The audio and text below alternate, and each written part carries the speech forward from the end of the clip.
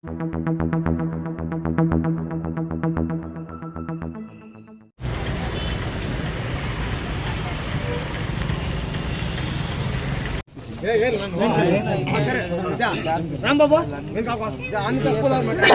విజయ్ రావాల్సిందిగా కోరుకుంటున్నాను.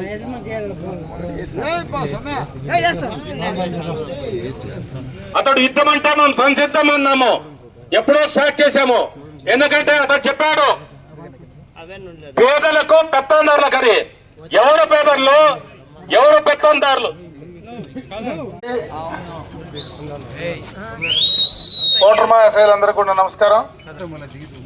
ఈ కార్యక్రమంలో భాగస్వాములైనటువంటి పెద్దలందరికీ కూడా నమస్కారాలు.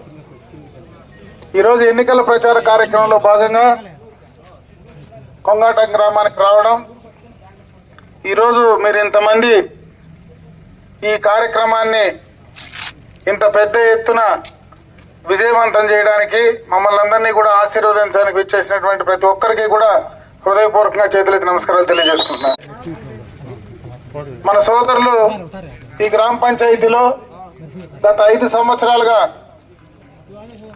ఏ కార్యక్రమం కానీ జరిగినటువంటి దాఖలాలు లేవు. గత తెలుగుదేశం ప్రభుత్వం హయాంలో జరిగినటువంటి కార్యక్రమాలు తప్పించి ఏ అభివృద్ధి కార్యక్రమం కూడా ఈ 5 సంవత్సరాలుగా ఈ ప్రభుత్వం చేయలేదని చెప్పి ఇప్పుడే కూడా ఈ గ్రామ నడిబొడ్డున వైఎస్ఆర్ కాంగ్రెస్ పార్టీకి సంబంధించినటువంటి నాయకులందరికీ కూడా ఒక సవాల్గా విసరడం కూడా జరిగింది. నేను అడుగుతా ఉన్నా, ముఖ్యంగా ఈ ప్రభుత్వం అధికారంలోకి రాక మునుపు జగన్మోహన్ రెడ్డి గారు చెప్పినటువంటి మాటలు కూడా ఒకసారి గుర్తు చేస్తా ఉన్నా. మాట తప్పను, మడమ తిప్పను, పులివెందల పులి. ఎక్కడికి వచ్చినా గతంలో ఈ మాటలు విన్నాం. ఆ రోజు ప్రతి వీధి చివరిలో ఆయన మీటింగ్ పెట్టినప్పుడు నేను అధికారంలోకి వస్తానే మొట్టమొదటగా మద్య నిషేధం చేస్తానన్నాడు. ఈరోజు మద్య నిషేధం మాట దేవుడరికి కానీ పూర్తిగా మద్యాన్ని విపరీతమైన రేట్లు పెంచి ఆ మద్యం నాసిరక మద్యం ఇచ్చి ప్రజల ఆరోగ్యాలతో, ప్రజల ప్రాణాలతో చెలగాడమాడినటువంటి వ్యక్తి ఈ ముఖ్యమంత్రి జగన్మోహన్ రెడ్డి అవునా కాదని చెప్పి సందర్భంగా నేను అడుగుతా ఉన్నా. ఆయన నాకు అధికారం ఇస్తే, ఒక్క అవకాశం ఇస్తే పూర్తిగా కూడా రేట్లన్నీ తగ్గించేస్తాను అని చెప్పి చేతులు కిందకది మాట్లాడాడు. ఈ 5 సంవత్సరాల్లో స్వాతంత్రం వచ్చిన తర్వాత ఏ ముఖ్యమంత్రి, ఏ ప్రభుత్వం పెంచని విధంగా 9 సార్లు కరెంటు ఛార్జీలు పెంచినటువంటి వ్యక్తి ఈ జగన్మోహన్ రెడ్డి అవునా కాదా అని చెప్పే సందర్భంగా నేను ప్రశ్నిస్తా ఉన్నా. పక్క రాష్ట్రాలతో డీజిల్ పెట్రోల్ ధరలు నేను తగ్గించేస్తాను, సమానంగా పెడతానన్నాడు. మనకంటే ఈ కొంగాటం గ్రామానికి కానీ, వీకోటకు కానీ మనకంటే కర్ణాటక పెట్రోల్ బంకులు ఉన్నాయి, కర్ణాటక మందు షాపులు ఉన్నాయి. రాష్ట్రం మొత్తం డీజిల్ పెట్రోల్ ధరలు, గ్యాస్ ధరలు ఎక్కడ తగ్గించాడో జగన్మోహన్ రెడ్డి చెప్పగలరా అని అడుగుతా ఉన్నా. ఆర్టీసీ ఛార్జీలు పెంచాడు, రిజిస్ట్రేషన్ ఛార్జీలు పెంచాడు, ఆస్తి పన్నేశాడు. కనీసం చెత్తకు కూడా పన్నేసిన చెత్త ముఖ్యమంత్రి ఎవరైనా ఉన్నారంటే జగన్మోహన్ రెడ్డి ఒక్కడే అని చెప్పి అన్ని రకాలుగా ప్రజల మీద భారం వేశాడు. అదే కాకుండా నేను రైతుల కోసమే పుట్టా, రాజశేఖర్ రెడ్డి బిడ్డగా నాకు ఓటేయండి, ఈ ప్రభుత్వాన్ని రైతు ప్రభుత్వం చేస్తానన్నాడు. నేను అడుగుతా ఉన్నా, ఈ 5 సంవత్సరాల్లో డ్రిప్ ఇరిగేషన్ పైపు ఒక మూర పైప్ అయినా నువ్వు ఇచ్చినటువంటి దాఖలాలు ఈ రైతులకు ఉన్నాయా చెప్పగలవా జగన్మోహన్ రెడ్డిని అడుగుతా ఉన్నా. ఈ ప్రాంతంలో మనం అందరం కూడా సెరికల్చర్ పండించే రైతులు ఉన్నాం ఇక్కడ ఎక్కువ. 5 సంవత్సరాలకు ముందు కేజీకి 50 రూపాయలు ఇన్సెంటివ్ ఇస్తా ఉన్నాం, చంద్రంకులకు సబ్సిడీ కింద ఇస్తా ఉన్నాం, దానికి కావలసినటువంటి మందులు ఇస్తా ఉన్నాం, మనకు కావలసినటువంటి ఆ యొక్క బిల్డింగులు కట్టుకోవాలంటే సబ్సిడీ కింద ఇస్తా ఉన్నాం. ఈ 5 సంవత్సరాల్లో వేపపిండి, కానకపిండి, అదే కాదు ఈజీఎస్ కింద, జాతీయ గ్రామీణ ఉపాధి హామీ పథకం కింద మొక్కలు నాటితే కూడా డబ్బులు ఇస్తా ఉన్నాం. ఈ ప్రభుత్వం వచ్చిన తర్వాత ఈ 5 సంవత్సరాల్లో ఒక్క రూపాయి కూడా ఇన్సెంటివ్ ఆ యొక్క రైతులకు ఇచ్చినటువంటి పరిస్థితి ఉందా అని చెప్పి సందర్భంగా అడుగుతా ఉన్నా. ఈ ప్రభుత్వం బీసీ, ఎస్సీ, ఎస్టీ మైనారిటీలను అందరినీ కూడా నాశనం చేసింది. ఈ ఊర్లో మనకు ముస్లిం సోదరులు ఉన్నారు, మైనారిటీలు ఉన్నారు. నేను అడుగుతా ఉన్నా, మైనారిటీలకు ఈరోజు ఈ రాష్ట్రంలో ఎన్డీఏలో మనం కలిసిన తర్వాత కర్ణాటక మంద, ఆంధ్ర మంద, కొంచెం ముస్లిం సోదరులకు నేను ఈ సందర్భంగా కొన్ని చెప్పాల్సినటువంటి అవసరం ఉంది. గమనం, ముస్లిం సోదరులకు చెప్పాల్సినటువంటి పరిస్థితి ఉంది. దయచేసి అర్థం చేసుకోండి. అన్ని రకాల మనం ఆంధ్ర రాష్ట్రంలో ఉన్నాం. ట్యాక్సులు కట్టాలంటే మొత్తం కర్ణాటక ట్యాక్సులు కట్టాల. మందు కావాలంటే కర్ణాటకలో కొనుక్కోవాలా, డీజిల్ పెట్రోల్ కావాలంటే కర్ణాటకలో కొనుక్కోవాలా. కనీసం మనకు ఉండే ఇసుక మనం ఎక్కడ పెట్టుకునేదానికి లేదు, దాన్ని కూడా కర్ణాటకకు పంపించే కార్యక్రమం జగన్మోహన్ రెడ్డి చేస్తా ఉన్నాడా లేదా, మీ యొక్క నాయకులు చేస్తా ఉన్నారా లేదా సమాధానం చెప్పగలరా అని అడుగుతా ఉన్నా. కనీసం చెరువులో మట్టి తోలుకోవాలంటే కూడా ఈ రోజు ఆ పార్టీ నాయకులే తోలుకోవాలా. మిగతా ఎవరు సామాన్యమైనటువంటి ప్రజలు ఒక్కరు కూడా ఇంటికి మట్టి తోలుకునే పరిస్థితి అయినా ఉందా అని చెప్పి నేను అడుగుతా ఉన్నా.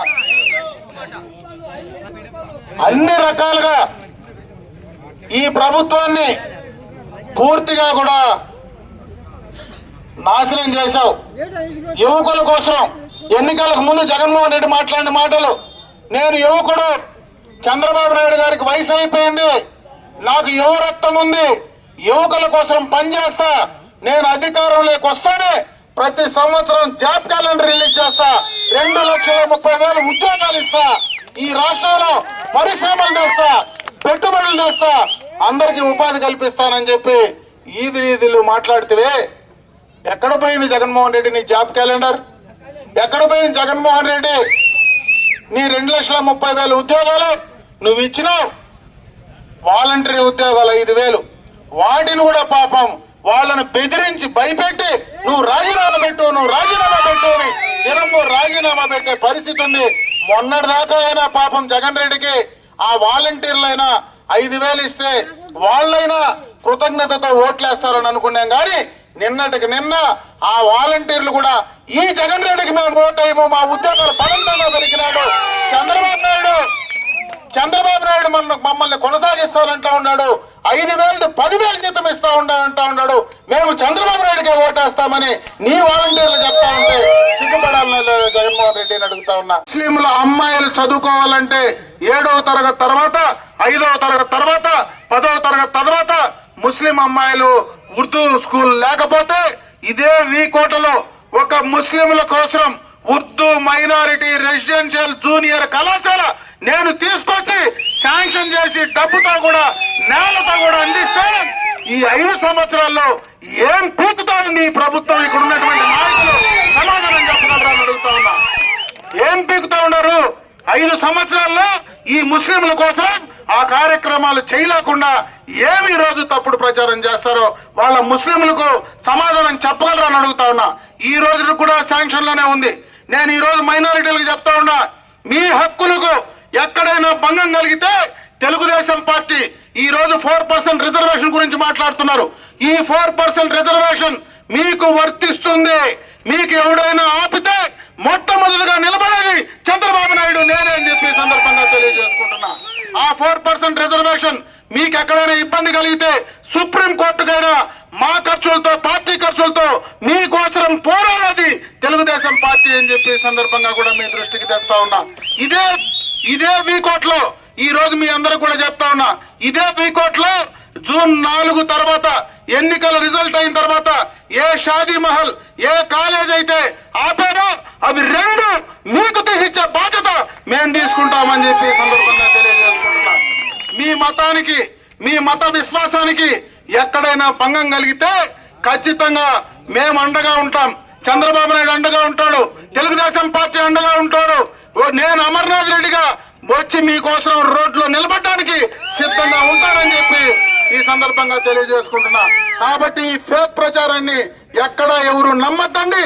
ప్రతి ఒక్క ముస్లిం సోదరుడు తిప్పికొట్టమని చెప్పి సందర్భంగా తెలియజేసుకుంటా. ప్రభుత్వంలో చెప్పాడు, నేను అధికారంలోకి వస్తే రాయలసీమను సస్యశ్యామలం చేస్తా, సాగునీరు తాగునీరు అందిస్తా, నేను పోలవరాన్ని కంప్లీట్ చేస్తా, అది చేస్తేనే ఇక్కడ నేను నీళ్లు ఇస్తా అని చెప్పావు. 2019 ఎన్నికలైతే 2020లో నీ మంత్రి అసెంబ్లీలో మాట్లాడిన మాటలు గుర్తున్నాయా జగన్మోహన్ రెడ్డిని అడుగుతా ఉన్నా. 2022లో నీ యొక్క మంత్రి మాట్లాడిన మాటలు గుర్తున్నాయా? 2023లో నీ మంత్రి మాట్లాడిన మాటలు గుర్తున్నాయా జగన్మోహన్ రెడ్డిని అడుగుతా ఉన్నా.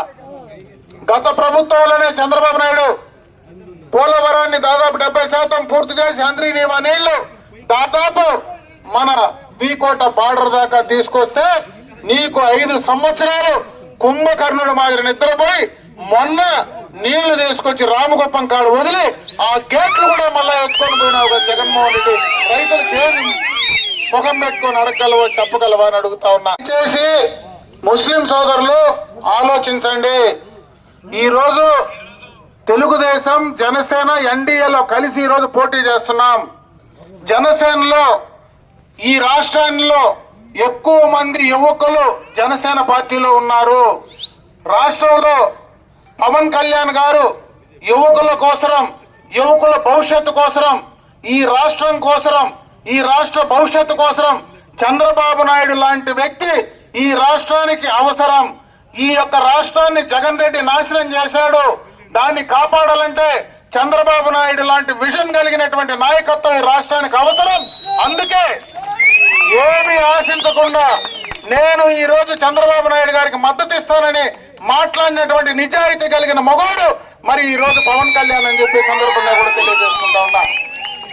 ఇంకొక పక్క ఎన్డీఏలో భారతీయ జనతా పార్టీతో ఈ రోజు తెలుగుదేశం పార్టీ కలిసి వెళ్తా ఉందని, ఈ రాష్ట్రంలో ఈ రాష్ట్ర ప్రయోజనాల కోసరం, ఈ రాష్ట్ర ప్రజల భవిష్యత్తు కోసరం కేంద్రంలో సఖ్యతగా ఉండాలనేటువంటి ఆలోచనతో ఈ రోజు కేంద్రంతో కలిసి వెళ్తున్నాం. అందుకే ఈ రోజు ఎన్నికల్లో ధైర్యంగా నిష్పక్షపాతంగా ఎన్నికలు నడుపుకోగలుగుతున్నామని చెప్పి అర్థం చేసుకోమని చెప్పి సందర్భంగా కూడా కోరుకుంటా ఉన్నా. ఈ రోజు జగన్ రెడ్డి మొత్తం వ్యవస్థలంతా కంట్రోల్ పెట్టుకున్నాడు. ఈ రోజు ఎస్పీలు అందరూ కూడా సిఎస్లు, డీజీపీలు, ఇంటెలిజెన్స్ డీజీలు వీళ్ళందరూ కూడా ఈ రోజు ఆ వ్యవస్థలన్నీ కంట్రోల్ వచ్చాయంటే ఈ రోజు 3 పార్టీలు కలిసి ఉన్నాయి కాబట్టి వాళ్ళు ఈ రోజు కంట్రోల్ వచ్చి నిష్పక్షపాతంగా ఎన్నికలు జరిపేటువంటి పరిస్థితి ఈ రోజు కలుగుతా ఉంది. దీన్ని కొంతమంది వైసీపీ నాయకులు, కొంతమంది మతతత్వవాదులు దాన్ని అలుసుగా తీసుకొని మైనారిటీలకు తప్పుడు ప్రచారం చేస్తున్నారు. నేను అడుగుతా ఉన్నా, 1999లో ఆనాడే ఎన్డీఏతో మనం కలిసి పోటీ చేశాం.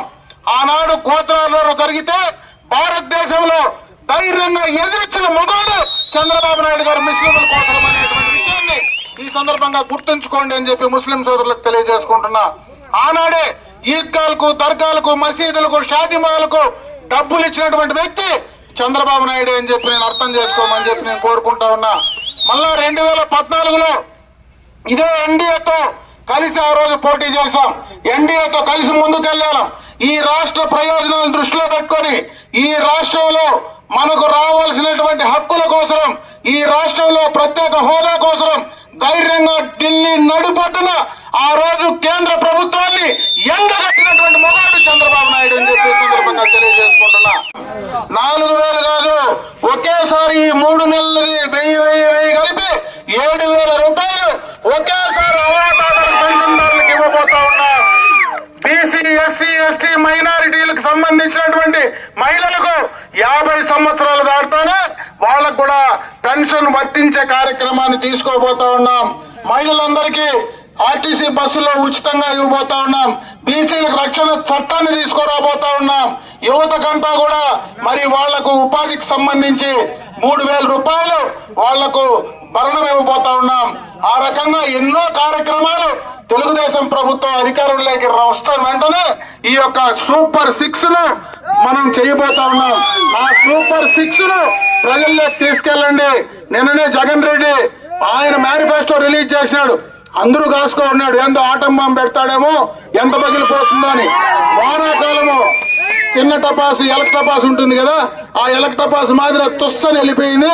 అసలు మేనిఫెస్టోనే చెప్పే పరిస్థితి లేదు. ఆ దెబ్బతో ఆ పార్టీ నాయకులు మొత్తం గాలింతా పోయి పైకి లేసే పరిస్థితి ఎక్కడా లేదు. కాబట్టి మన మేనిఫెస్టో సూపర్ మేనిఫెస్టో, సూపర్ 6 ఖచ్చితంగా దాన్ని ప్రజల్లోకి తీసుకెళ్లి రేపు ఎన్నికల్లో ఉమ్మడి అభ్యర్థిగా ఈ నియోజకవర్గ శాసనసభకు పోటీ చేసే నాకు సైకిల్ గుర్తుపైన ఓట్లేయండి.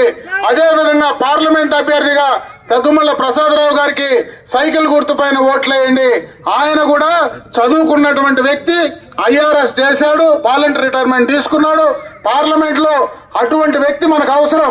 5 ఏళ్ల ముందు ఒక ఆయనకు ఓటేసినాము, ఆయన ఎట్లుంటాడో ఎక్కడుంటాడో ఇంతవరకు ఆ ఎంపీ ముఖం ఎవడు చూసినోడు కూడా దాఖలల్లో.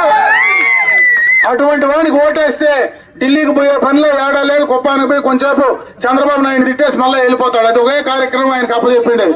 ప్రజలు ఓట్లేసి ఈ కార్యక్రమం చేయమంటే ఆ కార్యక్రమం చేయడంలా. అందుకే అటువంటి వాళ్లకు ఓట్లేస్తే ఓటు మురిగిపోతుంది. దగ్గుమల్ల ప్రసాదరావు లాంటి వారికి ఓటేస్తే పార్లమెంట్ లో మనకుండేటువంటి సమస్యలు, మనకు కావలసినటువంటి అవసరాలు, ఈ రోజు మనకు ఏదైతే ఈ బైపాస్ రోడ్డుకు సంబంధించినటువంటి సమస్య కూడా వీకోట్లో చాలా ఉంది. పూర్తిగా దానివల్ల వీకోట మండలంలో ఆర్థిక పరంగా అందరికీ అన్ని రకాలుగా కూడా మండలానికి ఒక రూపురేఖలు వచ్చేటువంటి కార్యక్రమాన్ని కూడా రాబోతా ఉంది. ఇవన్నీ సాధించుకోవాలంటే ఖచ్చితంగా ప్రసాదరావు గారికి సైకిల్ గుర్తుపైన ఓట్లేసి మంచి మెజారిటీతో మమ్మల్ని ఇద్దరిని గెలిపించండి. మీరు ఈ 10 రోజులు దయచేసి తెలుగుదేశం పార్టీ కోసం, మా కోసం 10 రోజులు దయచేసి మా కోసం కష్టపడండి. రేపు వచ్చే 5 సంవత్సరాలు మేము మీకోసం పనిచేస్తానని చెప్పి ఈ సందర్భంగా మీ అందరికీ తెలియజేసుకుంటూ సెలవు తీసుకుంటున్నా. 2014లో నాకు తండ్రి లేడు, దిక్కులేని బిడ్డ అని చెప్పి ఆ రోజు జగన్ రెడ్డి వచ్చాడు. 2019 వస్తే ఆ రోజు వైజాగ్ లో వాడెవడో చిన్నది బ్లేడ్ కత్తి ఎత్తుకొని వస్తే ఆ కోడి కత్తి డ్రామా ఆడింది మర్చిపోలే. ఆ తర్వాత వాళ్ళ చిన్నాయన హత్య జరిగితే ఆ హత్యను, ఆ చిన్నాయన హత్య చేసి ఆ జరిగినటువంటి హత్యను చంద్రబాబు నాయుడు చేశాడు. చంద్రబాబు నాయుడు నారాసుర రక్త చరిత్రని పుస్తకాలేసి మా చిన్నాయన్ని గొడ్డులతో కసకస నరికేసినాడు అని చెప్పి నీ పేపర్లో మాట్లాడితే ఈ రోజు మళ్ళా 2014-24లో ఇంకో డ్రామా ఎత్తుకొని వస్తా ఉన్నాడు, గులకరాయి డ్రామా. మొత్తం డ్రామాల ముఖ్యమంత్రి ఎన్నికలు వస్తే ఒక్కొక్క డ్రామాతో మేము ముందుకు వస్తాడు. ఈ గులకరాయి డ్రామా ఈ రోజు ఎవడో గులకరాయితో కొట్టినాడంట, ఆ గులకరాయితో దెబ్బపడిందంట. దానికి 1 నెల ఆ ప్లాస్టర్ తీయకనే మొన్నటిదాకా ఉన్నాడు. వాళ్ళ చెల్లెలే అన్నా ప్లాస్టర్ తీయకపోతే సెప్టిక్ అయిపోతుంది తీసేయంటే నిన్న ప్లాస్టర్ తీసుకున్నాడు. నేను అడుగుతా ఉన్నా జగన్ రెడ్డికి, అయ్యా గులకరాయి కాదు, మొన్న అనంతపూర్ లో చెప్పేసినారే, అప్పుడేం చేస్తా ఉన్నావు? చెప్పు డ్రామా కూడా వేయాల్సి ఉంది కదా గులకరాయి డ్రామా కంటే. ఆ చెప్పు డ్రామా ఇస్పెండ్ గులకరాయి డ్రామాలు చేసే ముఖ్యమంత్రిగా చరిత్రలో నిలబడతా ఉన్నాడు. ఇది నేను చెప్పేది కాదు, స్వయాన వాళ్ళ చెల్లెళ్ళే చెప్తా ఉన్నారు. మా చిన్నాయిని చంపింది మా ఇంకొక అన్న, ఆ అన్నకు మద్దతు ఇచ్చేది మా అసలన్న జగనన్న. వీళ్ళిద్దరికి ఓటు వేయద్దండి అని అడుగుతా ఉన్నారు. వాళ్ళ చెల్లెళ్ళే మా అన్నకు ఓటు వేయద్దంటే మనట్లా వాళ్ళు మళ్ళా జగన్ రెడ్డికి ఎట్లా ఓట్లేస్తారో మీరే ఆలోచించుకోమంటా ఉన్నా. వాళ్ళ చెల్లెళ్ళే జోలు పట్టుకొని కొంగు పట్టుకొని ఎవరికన్నా మీరు ఓటేయండి స్వామి, మా అన్నకు మాత్రం ఓటేయద్దండి, ఈ రాష్ట్రం నాశనం అయిపోతుందని సొంత చెల్లెళ్ళు చెప్తా ఉంటే ఇంకా జగన్ రెడ్డికి ఏం ముఖం పెట్టుకొని ఓట్లేయాలా? ఏం ముఖం పెట్టుకొని ఆయన అడుగుతాడు? ఏం ముఖం పెట్టుకొని ఇక్కడుండే నాయకులు మా వైఎస్ఆర్ కాంగ్రెస్ పార్టీకి ఓట్లేయాలని అడుగుతారో రేపు వచ్చినప్పుడు ఖచ్చితంగా నేను చెప్పిన సమాధానం చెప్పండి. నేను ఒకటే మీకు చెప్తా ఉన్నా, సమయం కూడా తక్కువ ఉంది, నాకు ఇంకా చాలా ప్రోగ్రాంలు ఉన్నాయి కాబట్టి మళ్ళా ఎన్నికలు అయిపోయిన తర్వాత కలుద్దాం. ఖచ్చితంగా రేపు ఎన్నికల్లో ఉమ్మడిగా తెలుగుదేశం పార్టీ ఈ రాష్ట్రంలో అధికారానికి రాబోతా ఉంది. చంద్రబాబు నాయుడు గారు మళ్ళీ ఈ రాష్ట్రానికి ముఖ్యమంత్రి కావడం సత్యం.